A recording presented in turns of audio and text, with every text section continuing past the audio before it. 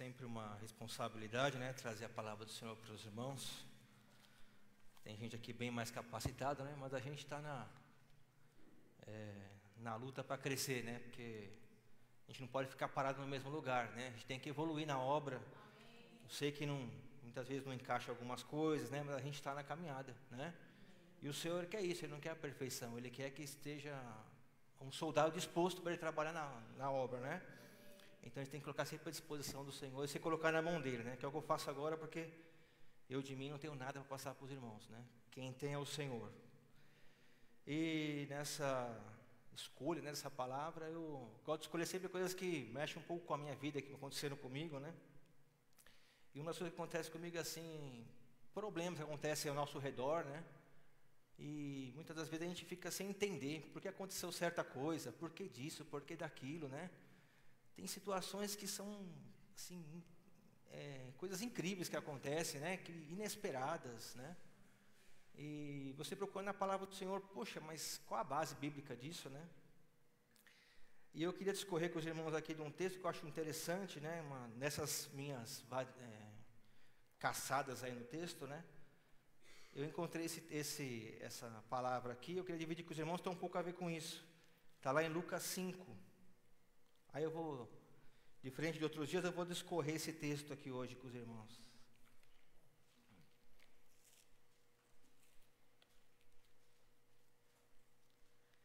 Lucas 5, começa lá no 1. É uma situação bastante assim curiosa, né? Essa passagem eu acho muito curioso, né? E aconteceu que, apertando a multidão para ouvir a palavra de Deus, estava ele junto ao lago de Genezaré, e viu estar 2 barcos junto à praia do lago, e os pescadores, havendo descido deles, estavam lavando as redes. E entrando um dos barcos, que era o de Simão, pediu-lhe que afastasse um pouco da terra, e assentando-se, ensinava do barco a multidão. E quando acabou de falar, disse a Simão: faze-te ao mar alto, lançai as vossas redes para pescar. E respondendo Simão, disse-lhe: mestre, havendo trabalhado toda a noite, nada apanhamos, mas sobre a tua palavra lançarei a rede. E fazendo assim, colheram uma grande quantidade de peixes, e rompia-lhes a rede. E fizeram um sinal aos companheiros que estavam no outro barco, para que os fossem ajudar. E foram e encheram ambos os barcos, de maneira tal, quase iam a pique. E vendo isso, Simão Pedro postrou aos pés de Jesus, dizendo: Senhor, ausenta-te de mim, porque sou um homem pecador. Pois o espanto se apoderara dele e de todos que com ele estavam, por causa da pesca de peixe que haviam feito. E de igual modo também Tiago e João, filhos de Zebedeu, que eram companheiros de Simão, disse Jesus a Simão: não temas, de agora em diante serás pescadores de homens. E levando os barcos para a terra, deixaram tudo e o seguiram. Amém? Então, quando a gente analisa esse texto aqui, é um ensinamento para a minha vida, né? Para a gente, assim, toda a situação, né? Pedro, a gente olhando na situação, Pedro ficou no mar a noite inteira pescando, né? Estava a noite inteira pescando, deve ter chegado cansado na beira da praia, né? E eu tive no litoral esse tempo aí, você vê eles tirando o barco ali, tá certo que é do mar, mas aqui era de um lago, né? Mas é difícil, ele tem que sair do barco, ele tem que puxar, tem que amarrar, né? Aí foi lá, lavar a rede, então, eles ficaram a noite inteira, não pescaram nada, né? Chegaram, desceram do barco, amarraram o barco, estão lavando a rede, né? E daqui a pouco, quando eles olham, está chegando lá uma multidão com alguém ali, né? Não vou nem falar que é Jesus. Com aquele religioso, estava chegando aquela multidão. E eu fico pensando na situação de Pedro, né? Poxa vida, mas eu estou lavando a rede aqui, né? Por que essa pessoa não vai com esse pessoal lá para o outro lado, que eu não estou lavando a rede? Vem aqui, bem em cima de mim, lavar a rede, né? Pedro vai ter pensado isso, né? Poxa, vai fazer esse culto para lá, né? Mas Pedro não pensou assim, né? Pedro continuou lavando a rede. E interessante que o Senhor, o Senhor, ele não pediu licença para Pedro, ele já foi entrando no barco e sentou na polpa para falar com a multidão. E Pedro lavando a rede ali, né? E eu penso, mas se eu vejo uma pessoa diferente, com a multidão, sobe no meu barco a noite inteira sem pescar, né? Falei, meu Deus, quem é esse cara que está, né, subindo nesse barco aí? Mas Pedro manteve o coração. Ainda Jesus manda ele afastar o barco que ele tinha amarrado para falar com a multidão, né? É como se o Senhor estivesse testando Pedro, né? Aquelas pequenas afrontas a Pedro, para ver a reação de Pedro, né? E depois ainda Jesus fala, agora você solta o barco que a gente vai voltar lá para o mar para pescar, né? Pedro era o pescador, ele podia virar para Jesus e dizer, Jesus, eu sou o pescador aqui, né? Acabei de vir a noite inteira, e você quer que eu volte lá para jogar a rede de novo, né? Então, aquilo que eu aprendo com Pedro aqui, irmãos, é que quando a gente ouve a voz do Senhor, os mandamentos do Senhor, né? Ele manteve uma mansidão, ele manteve a obediência com o Senhor, mesmo estando contra aquilo ali. Muitas vezes a gente chega cansado do serviço, né? A gente quer chegar, tirar o sapato, sentar, descansar. E imagino que Pedro estava na mesma situação com os outros, né? Mas é mesmo, porque na época de Jesus também, Jesus estava começando o ministério. E aqui lá em Atos 5, diz o Gamaliel, né? Não tinha só Jesus naquela época, surgiram outros, né? Surgiu o tal de Teudas, que se levantou e juntou um número enorme de homens também, e fazia milagres, fazia sinais, né? Também teve o Judas Galileu, que também surgiu e teve um monte de gente que seguiu ele. E Jesus estava começando o ministério. Então Pedro olhou para Jesus e poderia ser um desses daqui, né? Pedro não tinha garantia que Jesus era o Messias. Até porque na época uns aceitavam, outros não, né? Mas Pedro deu crédito à palavra do Senhor. Ele ouviu a voz do Senhor, mesmo cansado, mesmo daquele jeito, né? Ele pegou o barco e foi até lá, né? E chegando lá, o Senhor mandou ele jogar a rede, como diz aqui, e ele pescou um barco, pescou dois barcos de peixe, né? Então o que eu aprendo com Pedro nessa hora aqui, irmãos, é que quando a gente ouvir a voz do Senhor, né, e eu tenho tentado fazer isso, é ouvir a voz do Senhor e obedecer a voz, mesmo que é contra o que eu aceito, mesmo que é contra a minha, eu estou cansado, não estou, mas o Senhor falou, eu vou fazer, né? A adversidade veio, mas eu vou aceitar, eu vou resistir, né? O tapa na cara veio, a afronta veio ali, aquela situação que eu não aceito, mas se veio do Senhor, eu vou encarar, né? Porque o final foi bênção para Pedro, né? O final dele ter aceitado tudo isso foi ele colher o dobro de peixe lá naquela colheita, né? Naquela pesca. E quando eu olho para Jesus, irmãos, eu vejo Jesus é maravilhoso, né? Pelo lado do Jesus. Ele já tinha preparado todo aquele ambiente. O ambiente foi todo preparado por Jesus, né? Eu imagino que o Senhor tenha dado ordem para aqueles peixes, ó, quando o barco de Pedro entrar no mar, vocês saem de perto desse barco, pelo amor, saem de perto desse barco, né?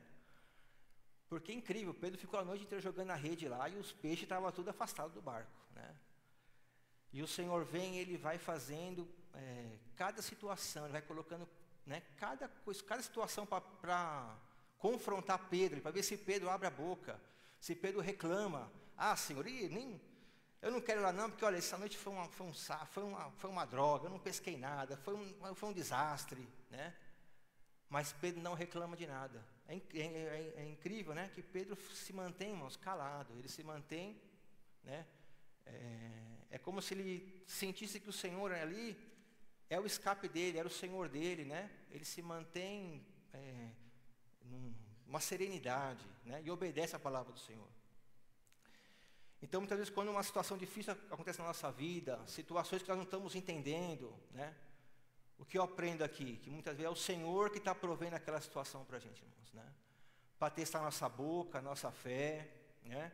Eu não pesquei nada, e eu saí para trabalhar, não carreguei nada, foi uma porcaria de dia, esse dia foi uma droga. Não, irmãos, é o Senhor te testando, né? Como fez com Pedro, ele secou ali o mar de peixe, ele está te testando, né? E ele quer ver mansidão na nossa boca, ele quer ver que a gente entenda que ele é o dono de tudo, né? Então, eu aprendo isso com essa passagem aqui de Pedro, né? Então, Pedro poderia ter se levantado contra o Senhor, mas ele mantém. Eu lembro também aqui do texto que está em Jó 1:20. Deus procura os verdadeiros adoradores, na afronta, na adversidade, se mantém inabaláveis. E está lá Jó 1, diz o seguinte: então Jó se levantou e rasgou o seu manto e raspou a sua cabeça, e se lançou em terra e adorou, e disse: Nu saí do ventre de minha mãe, e nu o tornarei para lá. O Senhor o deu e o Senhor o tomou. Bendito seja o nome do Senhor. Em tudo isto, Jó não pecou, e nem atribuiu a Deus falta alguma. Então, tudo aconteceu na nossa vida, irmãos, tudo que acontecer, por bem, por mal, tudo que acontecer, que tudo seja para a glória do Senhor, né? Que tudo a gente possa agradecer a Deus, pelo bem ou pelo mal, né? Como eu falei, a gente foi viajar aí, muitas vezes tem um acidente no meio do caminho, né? E se você vai levar para o lado de reclamar, esse acidente atrasou meu passeio, que droga esse cara, não sabe dirigir. Mas se você entende o lado espiritual, o Senhor me livrou de algum problema que aconteceria ali na frente, né? Então eu tenho tentado na minha vida, irmãos, nas adversidades, nas afrontas da vida que a gente encontra por aí, me agarrar ao Senhor, né? Tentar reclamar o mínimo possível, tentar fazer porque eu quero colher aquilo que Pedro colheu, a bênção do Senhor. Eu quero a bênção dele na minha vida, né? E o texto diz assim: e rompiam-nos a peixe. E aí o final aqui, depois que o Senhor sente, né, tudo aquilo acontece, Pedro se entrega nas mãos do Senhor, assim como Tiago e João, Deus faz um chamado para Pedro, né? E o chamado disse Jesus a Tema: não temas, de agora em diante será pescador de homens. E quando eu leio esse chamado aqui, irmãos, me dá a impressão que ele faz esse chamado para Pedro em público, né? E eu entendo que esse chamado não é só para Pedro, é para mim e para nós, né? Quando nós aceitamos a Jesus, como Pedro aceita Jesus aqui, que ele Senhor, pode sair do meu barco, porque eu sou o pior dos pecadores, né? Eu não sou digno do Senhor, não sou digno de aceitar nada. E o Senhor diz para ele: não, Pedro, você vai comigo, você vai ser pescador de homens, né? Essa chamada que ele faz para Pedro, irmão, é para mim e para nós, irmãos, né? Ele espera que nós seamos pescadores de homens, né? Uns são teólogos, podem pescar aqueles barcos gigantescos, como se pescasse aquele barco gigantesco, né, que lança lá a rede, pesca de monte. Eu sou aquele que pesca com aquela varinha lá, pesca um de cada vez, né, põe a minhoquinha lá. Mas cada um tem a sua missão de pescar almas, né? Cada um, irmãos, é o chamado do Senhor, né, de pescar almas. Então, que eu aprendo eu vou entrar em outros textos aqui, desse texto, a afronta vai vir, meu irmão, a afronta vai vir, a adversidade, mas Ele está te testando, né? Ele está me testando e testando você, né? E igual Pedro, vamos obedecer, né? Eu vi uma vez um testemunho na televisão que um homem estava dormindo tal, e começou a pingar a torneira lá do banheiro dele. Começou pim, pim, pim no banheiro do homem lá, né? E ele começou a orar a Deus: Deus, eu quero dormir, precisa parar de pingar a torneira, né? E começou a orar a Deus para parar de pingar a torneira. Então, tem situações, irmãos, que era só ele levantar e fechar a torneira, né? Mas tem situações que estão fora do controle, que era como Pedro, né? A situação estava embaraçosa, não tinha peixe, não aparecia nada, uma situação complicada. E é nessas horas que a gente tem que voltar o pensamento ao Senhor, né? E eu penso assim, quando a situação está embaraçosa na minha vida, eu vejo que tem coisas que eu penso assim: o que o Senhor quer falar comigo, né? A coisa está estranha, o que o Senhor quer falar comigo, né? Eu lembro que uma vez o Estevão disse aqui que quando estava estranho para ele lá na bolsa, lá na situação, ele ia para o banheiro, ia no banheiro e orar, pedir ao Senhor, né? O que estava acontecendo, para Deus mostrar para ele o que estava acontecendo, né? E é uma realidade, irmãos, né? A coisa está estranha, a situação está esquisita, está diferente do normal. Nós temos que buscar o Senhor, né? No banheiro, na hora, em espírito, buscar o Senhor: o que eu faço agora? O que está acontecendo? O que o Senhor quer falar comigo, né? E aí eu lembrei do 1 Samuel 3. Olha, o Eli foi ligeiro, porque a avó chama lá: Samuel, Samuel, né? E aí ele vai lá: o Senhor me chamou, Eli? Não, filho, eu não te chamei, né? Pode voltar, não te chamei, não. E vem a avó de novo: Eli, Samuel, Samuel.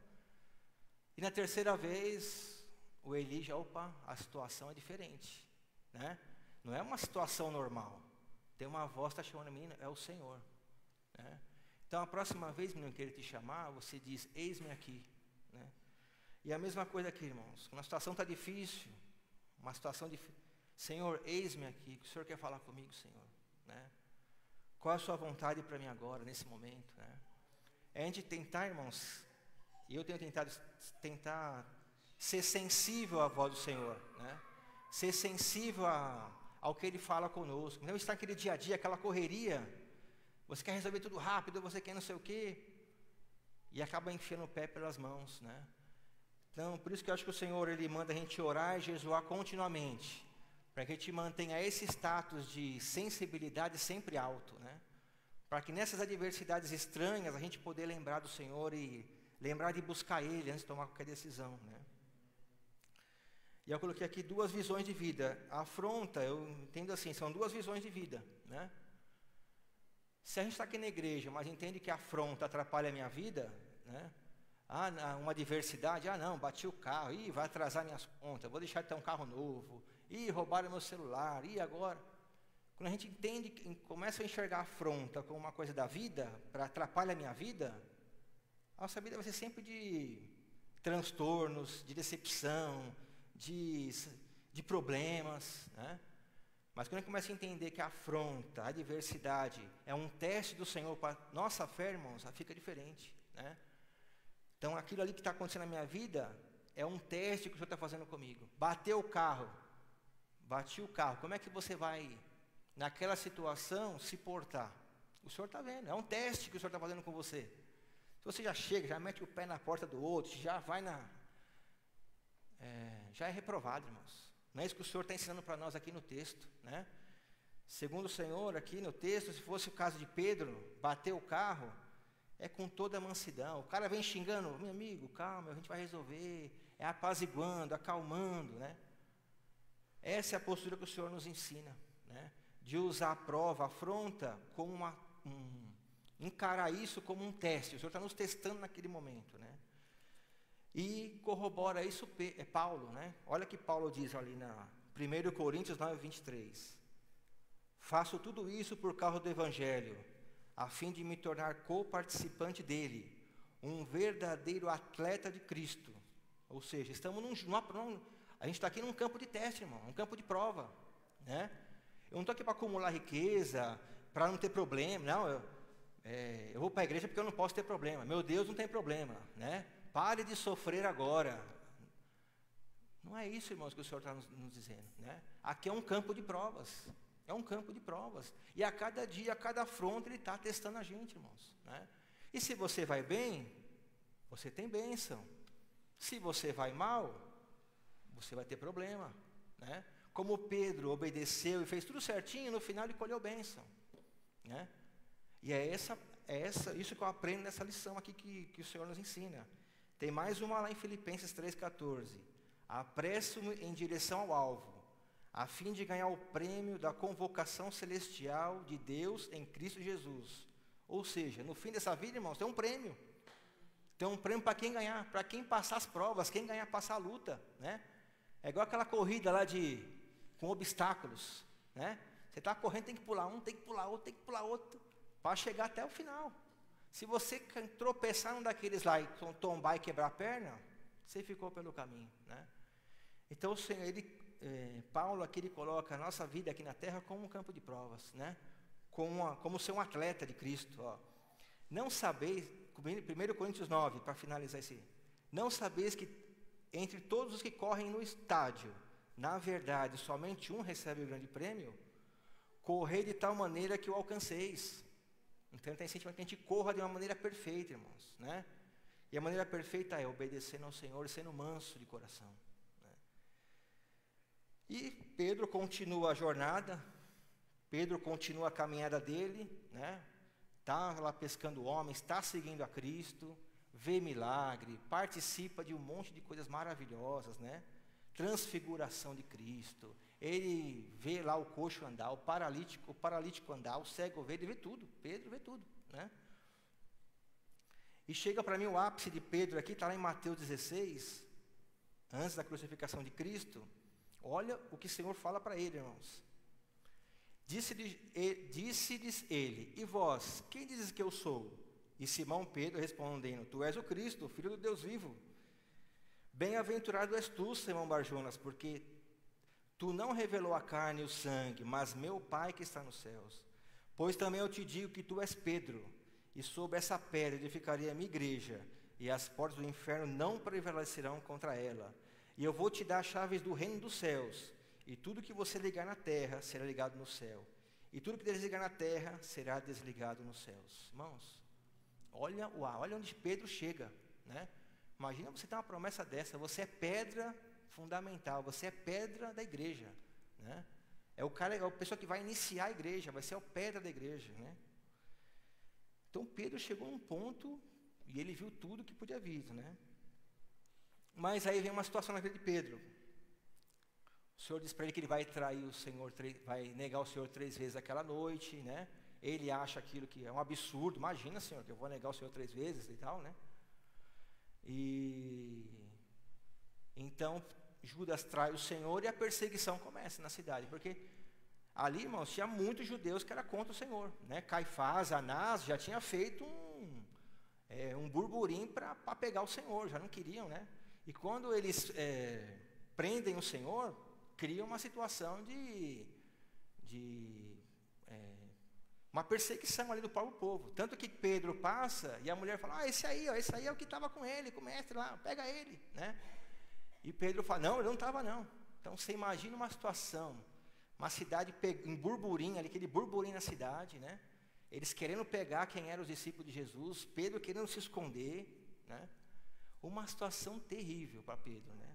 E aí quando o galo canta, ele negou 3 vezes. E aquele peso cai na mente, cai aquele peso na consciência dele. Imagina que ele tenha ficado arrasado, né? Porque o que eu leio da história de Pedro, ele é uma pessoa dura, mas ele é uma pessoa que tem... ele é fiel ao Senhor, né? Ele não é ele tinha aquela convicção que ele era tão fiel que ele jamais negaria o Senhor 3 vezes, né?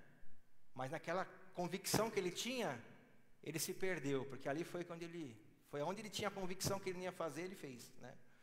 Então ele deve ter sido um peso muito grande de coisa, né? E então ele se afasta, o Senhor é crucificado, né? O Senhor ressuscita, parece. E eu vou lá para João 21, para a segunda parte, para a gente fechar, né? João 21 diz assim, irmãos: depois disso, manifestou-se Jesus outra vez aos discípulos, junto do mar de Tiberíades, que é o mesmo mar da Galileia. E manifestou-se assim: estavam juntos Simão Pedro, Tomé, chamado Dídimo, e Natanael, que era de Caná da Galileia, e os filhos de Zebedeu, e outros 2 dos seus discípulos. Disse-lhe Simão Pedro: vou pescar. E disse-lhes: também nós vamos contigo. E foram, subiram logo para o barco, e naquela noite nada apanharam. Olha que estranho. E sendo já de manhã, Jesus se apresentou na praia, mas os discípulos não reconheceram que era Jesus. E disse-lhes, pois Jesus: filhos, tens alguma coisa de comer? E respondeu: não. E ele lhe disse: lançai a rede para o outro lado direito do barco, e achareis. E lançaram-na, pois, e já não a podiam tirar pela multidão dos peixes. Então aquele discípulo a quem Jesus amava disse a Pedro: é o Senhor. E quando Simão Pedro ouviu que era o Senhor, cingiu-se com a túnica, porque estava nu, e lançou-se ao mar. Irmãos, aqui é maravilhoso. Jesus é maravilhoso, né? Olha o que Jesus está provando aqui, irmãos, que Ele é o dono da história, Ele é o dono de tudo. Porque a mesma história, quando chamaram de Pedro, Ele fez repetir de novo, né? Pedro estava no barco, foi a noite inteira pescar, não pescou nada, né? Voltou, mas olha, o outro estava esperto, o João, né? Quando o homem falou: joga a rede do outro lado, ele já entendeu que era o Senhor, né? Olha, a história está se repetindo. Então o Senhor, Ele constrói a história do jeito que Ele quiser, irmãos. Ele constrói a situação na nossa vida como Ele quiser, para bem ou para mal. Ele é o dono de tudo. E aqui Ele provou, quando Ele fez a mesma história acontecer, com os mesmos personagens, né? E E Pedro deve ter pensado, né? Para mim não tem mais jeito. Quando ele pegou aquele barco lá para pescar de novo, imagino que ele, para mim não tem mais jeito, né? Jesus não vai me perdoar essa traição que eu fiz com ele, né? Eu traí ele, neguei ele 3 vezes. Para mim não tem mais jeito. Jesus não quer saber? Vou voltar a pescar, vou voltar para a minha vida, porque eu não tenho mais jeito. Para mim já está condenado, né? Imagino que ele tenha assim, pensado dessa maneira, né? Mas Deus provou ali, irmãos, quando o Senhor vai atrás de Pedro naquela praia, né? Ele vai ali com aquela simplicidade do Senhor Jesus, né? Chega na praia, vocês têm o que comer aí, né? E aí quando eles veem que é Pedro, né? Que veem que é Jesus, né? Jesus está mostrando assim: você, Pedro, pode ter me abandonado, mas eu não te abandono, né? E para nós, irmãos, você pode ter saído da igreja, pode querer abandonar o Senhor, mas Ele não vai te abandonar, né? O que Ele ensina para a gente aqui é que aqueles que Ele escolhe, que Ele tem promessa, Ele vai até o fim, né? Diz lá tem um texto que ele fala que a mãe pode esquecer o filho, né? No ventre da mãe, a mãe pode esquecer o filho, mas Ele jamais se esquecerá de um de nós, né? Está lá em Isaías, se eu não me engano, né? O texto e o Senhor prova aqui. Ele poderia falar, não, esse Pedro já me traiu, esse Pedro, né? Vou arrumar outro discípulo, vou atrás de outros. Mas ele fez questão atrás de Pedro, né?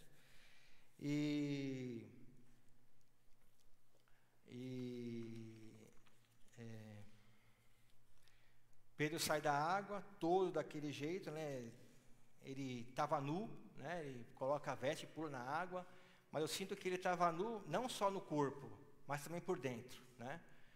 Ele talvez não tivesse, quando ele viu Jesus, deve ter gerado de cima a baixo, né? O que eu vou falar para o mestre agora? Meu Deus, como é que eu vou justificar o que eu fiz? O que eu vou fazer, meu Deus?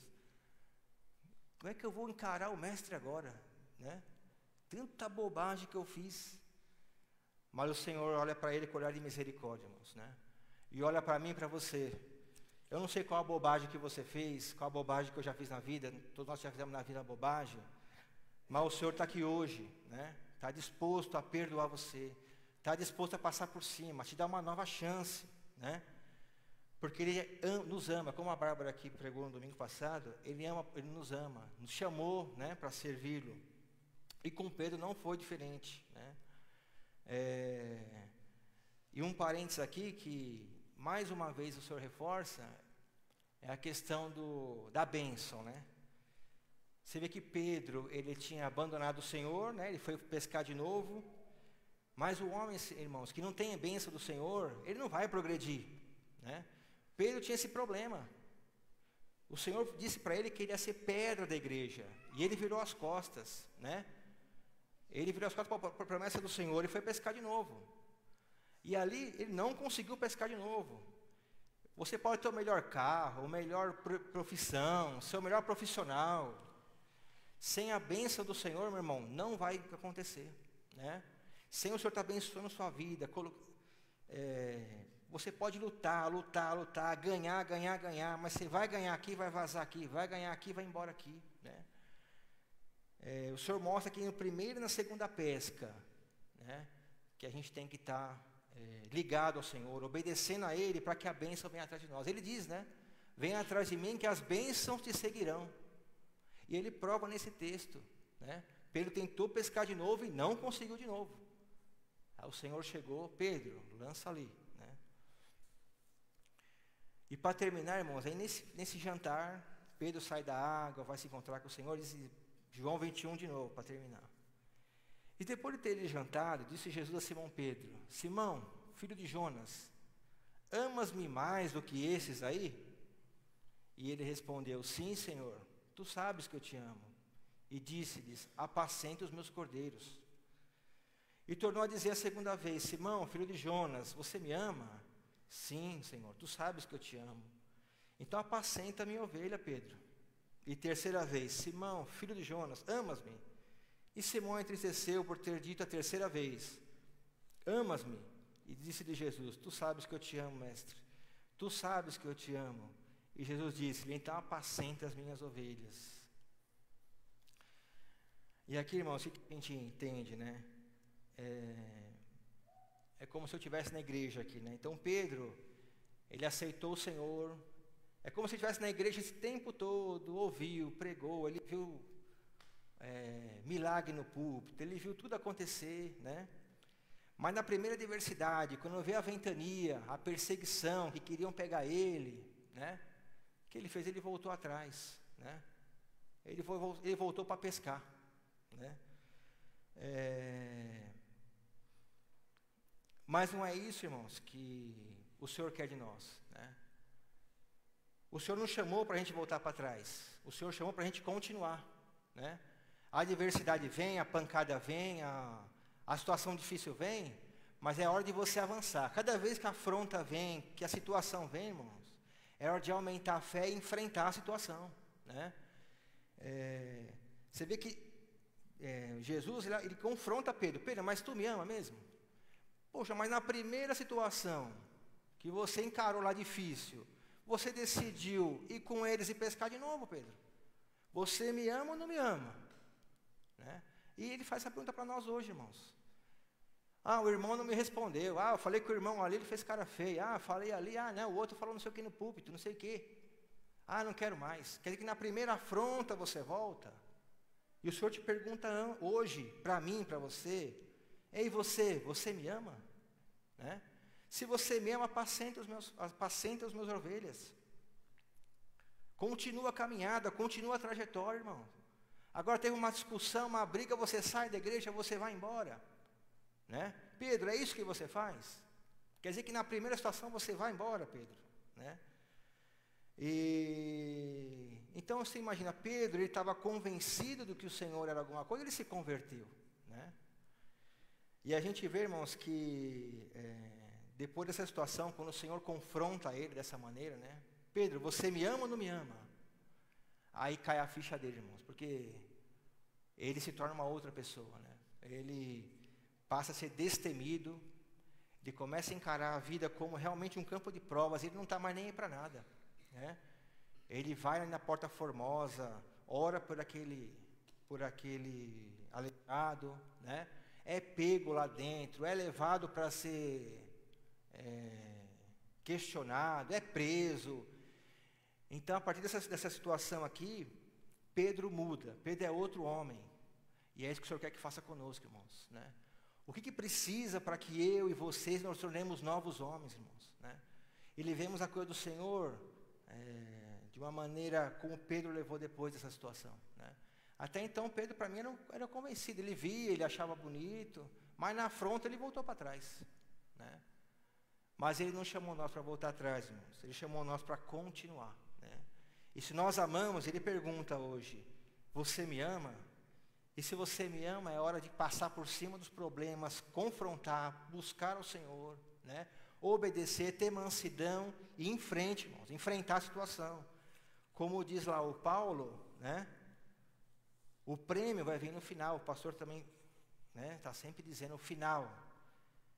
É um campo de provas, né?